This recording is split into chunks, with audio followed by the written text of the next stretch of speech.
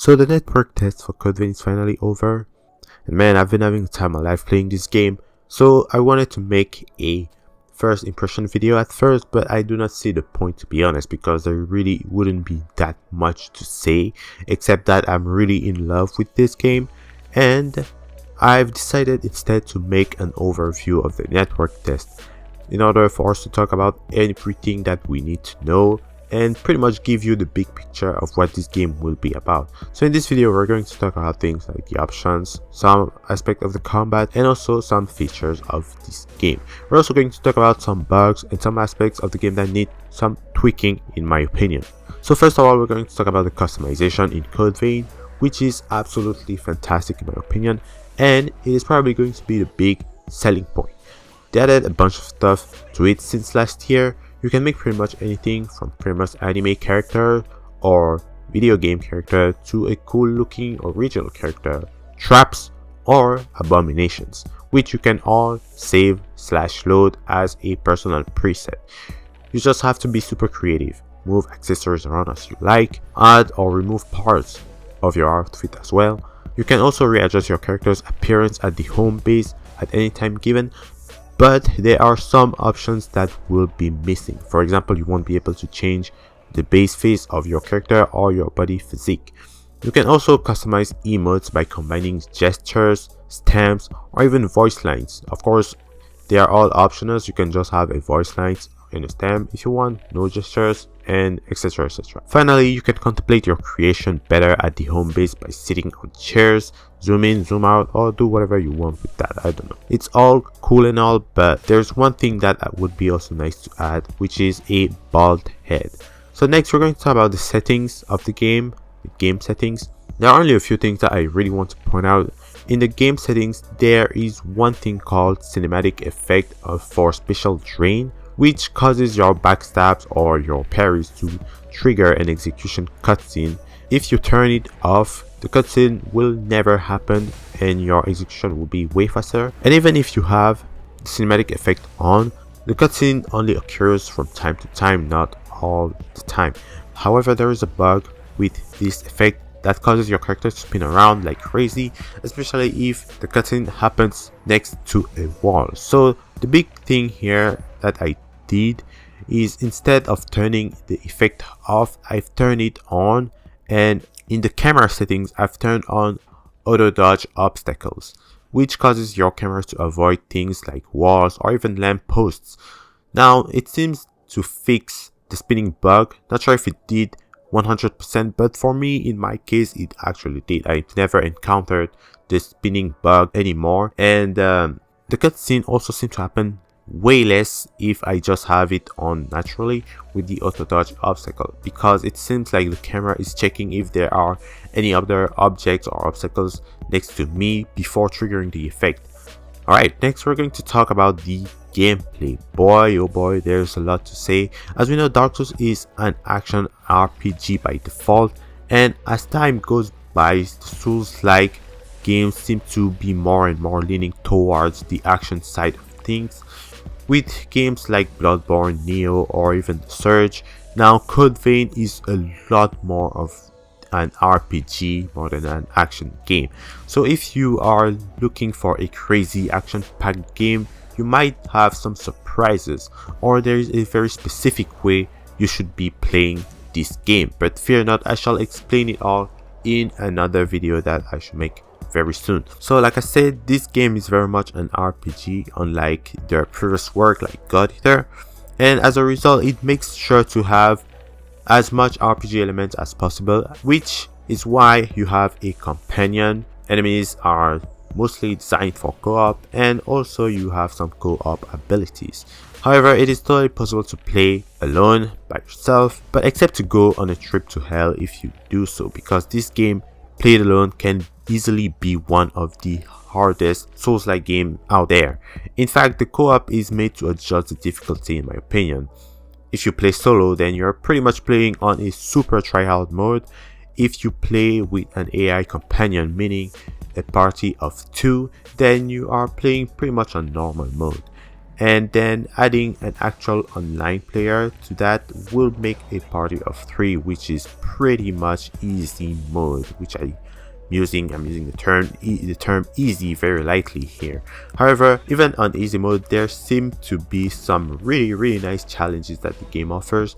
One of them is the Lost Invasion, and no, it is not a player invasion unlike in Dark Souls, because unfortunately this game doesn't have PvP. It is mostly a co-op PvP game, and I know for a fact that a lot of people want PvP in this game. So the Lost Invasion are actually waves of enemies that you have to clear, and there are quite a bit of them, making it very tense. But if you manage to clear all the waves, you will be rewarded with an item that can fully heal you. There are also very challenging bosses in this test that are strong enough to pretty much annihilate an entire party. The Queen's Knight and the Blade Bearer. The Queen's Knight is a boss that was already revealed in previous demos of this game and seems to be the most, I would say, basic boss, because he has a very simple attack pattern, but also has some powerful moves like his unblockable shield bash, a spin attack that has a huge hitbox on it and hits twice, and then his huge AoE magic, which looks like his ultimate.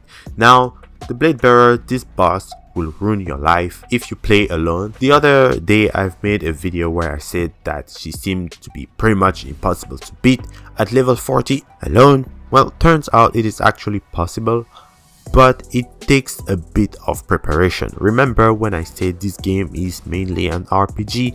Well, you will need to make an actual build that works. You will also need some highly upgraded gear and get also some levels above the recommended level, and at least you should have a better chance than I had. I've seen some people beating her alone, no AI, no online players, and I was really pretty impressed with that. By the way, I've been mostly talking about my experience in depth here, but when it comes to the first chapter of the story, I'd say it was alright in general. Well, for the level that we were playing in overall, I think it was pretty linear, but it had some really nice, I'd say, secondary paths to it, and also some really well hidden items, which is really nice in this type of games.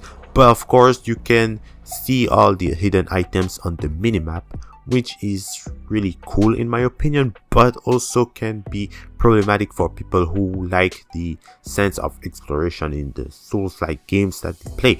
So yeah, aside of that, I've played it with the Japanese voices because that's how I prefer to play my anime games. Obviously, it's not going to be the greatest story of all times, and I'm already familiar with the God Eater franchise, so I know exactly what to expect. And I can tell you these stories are definitely not my favorite, but to each their own. Now, the negative points of this game, things that I think should definitely change. Even though I have enjoyed my time with this network test, there are definitely some things that, need some serious tweaking. First of all, the frame rate. For the most part, the performance seemed alright, especially because I was playing solo, but having an AI companion with me or having multiple enemies at the same time on the screen would definitely affect the FPS to drop a little bit, and that's not even the worst case. The worst case was actually when I was fighting the Blade Bearer. Whenever she summoned her ice pillars, I had to stay away from them because they caused my game to go down to something like 20 FPS or something. Same with her firestorm or even her fire pillars as well. Also, having Mia would cause the same issue when she summoned her ice projectiles. If I can recall, back in 2017, the Queen's Knight AoE caused this exact same issue in the first build of the game, but that was fixed with later builds. It would be really nice if all these particle effects could get the same treatment as the Queen's Knight AoE. Also, I feel like having multiple units / actors on the screen caused this FPS drop. Another issue that I've seen in the game is actually healing. I understand that being a Souls-like game, you need to wait for an opportunity to heal yourself. However, in Code Vein, even if you wait for enemies to use an attack with long recovery frames for them, healing is still not so safe because it seems like there are some extra recovery frames in the healing animation, causing it to be a little bit too long. This is quite an issue because we already have to fight groups of enemies. Even with a teammate, the enemies are really aggroing on you like crazy, and they deal a lot of damage, to be honest. And having this healing animation being too long by 5 or 8 frames, I don't know, it seems to be a little bit of an issue. Next we have the Blade Bearer's fire hitbox.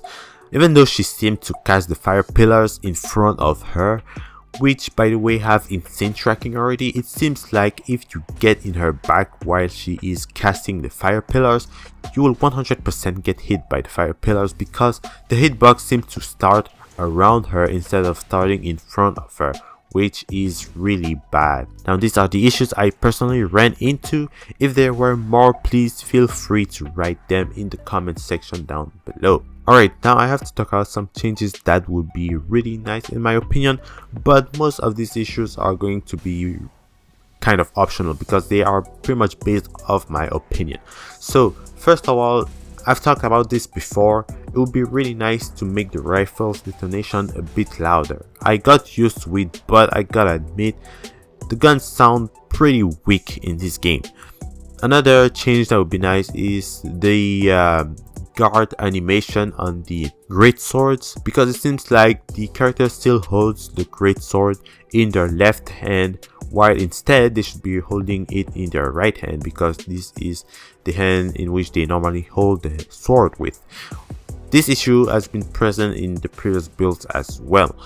Another one would be the minimap. I've heard some people talking about the minimap being too, I'll say, problematic for them. Not necessarily, well, I say too problematic, it's a bit of an exaggeration, but they said that it would be nice if the minimap was an option for them because they like having the sense of exploration and they like to get lost pretty much when they play this type of games, and I see where they are coming from. Also, speaking of which, it would be really nice if they could change the layout of the minimap. I would absolutely love it. Currently it looks like a placeholder to me. Something like the minimap from God Eater 3 would work very well. Finally, like I said in this video before, the ball head would also be a really sweet addition. Alright, so I was already excited by the idea of having access to the game after such a long time, but quite frankly I was not expecting much. I saw like 2 of the MIDI gifts in some videos, and I thought that was the only thing that I was going to appreciate in this network test, but man, I was not expecting to like this so much. And actually, as we were waiting forever to get our codes, I was starting to, let's say, gather some really negative thoughts on this game, and I was getting pissed off, ready to make another rant. But yeah, this game is actually pretty damn cool. Actually, I missed it already, and I really wanted to play it a little bit more, and having it hands-on, and actually playing it hands-on and having the ability to play solo, which I have been really waiting for, and actually being able to beat some duo bosses solo as well, all of that made me really happy. Anyways, yeah, thank you all so much for watching. Don't forget to like and subscribe. I will be posting the combat system videos as soon as I can, so be on the lookout for that. See you in the next video.